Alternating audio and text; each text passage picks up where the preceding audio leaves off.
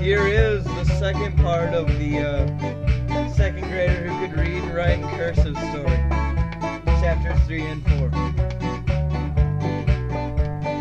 It's called A Comment for the Class.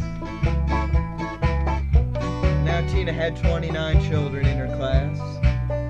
Counting her, that's 30. The children's names were Paul, Doug, Harry, Linda, Alyssa, Myra, Ryan, Ali, Al, Eddie, Ed, Bezos the Third, Ramona, Nina, Mari, Maria, Lydia, Maggie, Amy, Joe, Howie, Pau, Sal, Posuka, Becky, Rebecca, Jean, Brian, Alex, Andrea. Page 2. And Deanna. 11 boys and 18 girls. Actually 19 girls, counting Tina.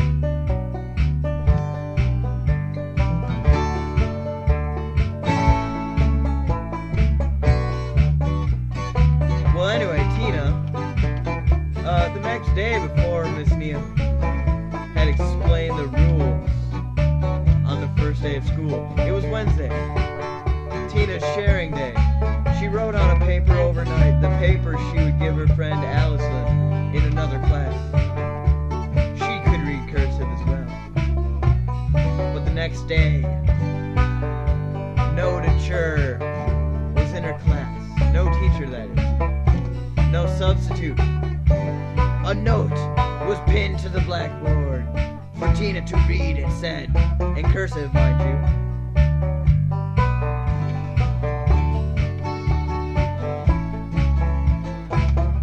"Dear class, I, Miss Neal, forgot to get a substitute. Take care of yourself."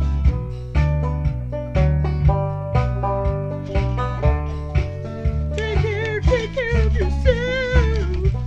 And then you say, wait a minute, Sadie. And then you say, wait a minute, Sadie.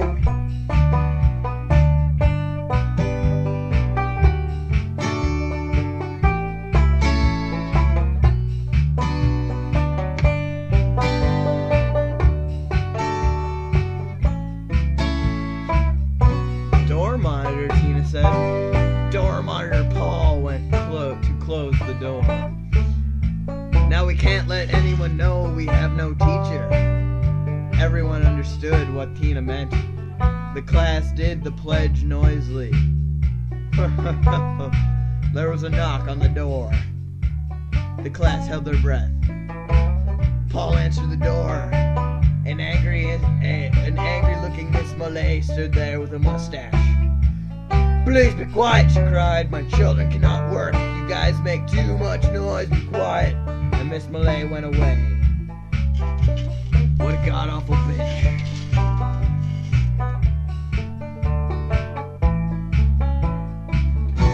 "That was closed," Paul said, slamming the door. Tina went to Miss Neal's desk and passed out a work bet. 2-3 pages. "How do you know?" asked Paul.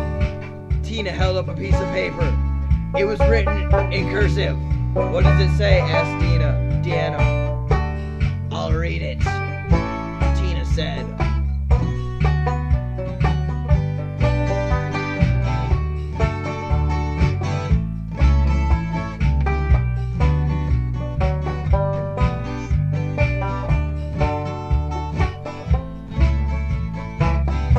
It basically had just a list for the day, with lots of workbooks, maths, lunchtime, and sentences. It was totally gay.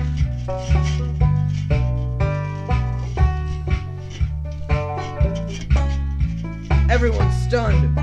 Well, get to work, everyone, Tina cried. Immediately, pencils were whispering across their workbooks. Dude, that's fancy. Tina sat at the teacher's desk doing her 3 pages. She decided to make Jean her helper. Jean collected the workbooks and handed them to Tina. She laid them on Miss Neal's desk to be corrected. Then she looked down the list. Take out your snacks, it's break time!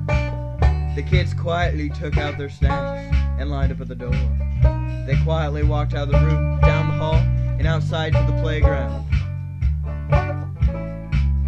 It has occurred to me while I am reading this that the title of this book, that the 2nd grade who can read and write cursive, the letters can be rearranged to say, Death's Design.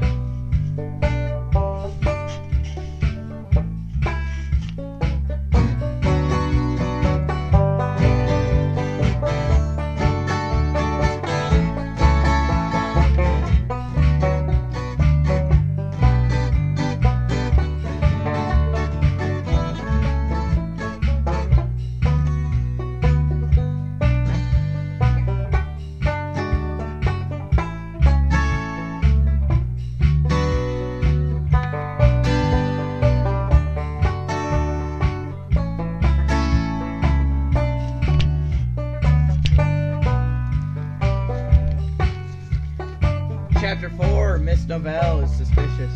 It turned out Miss Novell's 3rd grade class was outside too. Miss Novell came over to Tina. Where's your teacher? We had to do something in the building and she left me in charge.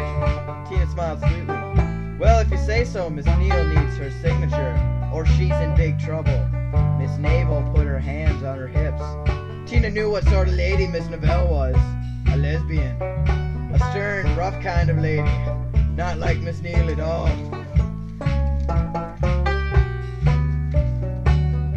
And she always brought up what you didn't want to hear, especially now. The only thing that could save them was Tina's cursive. But her handwriting wasn't like Miss Neal's handwriting. Oh my, it appears the pages have ended. Oh my God. The story goes unfinished.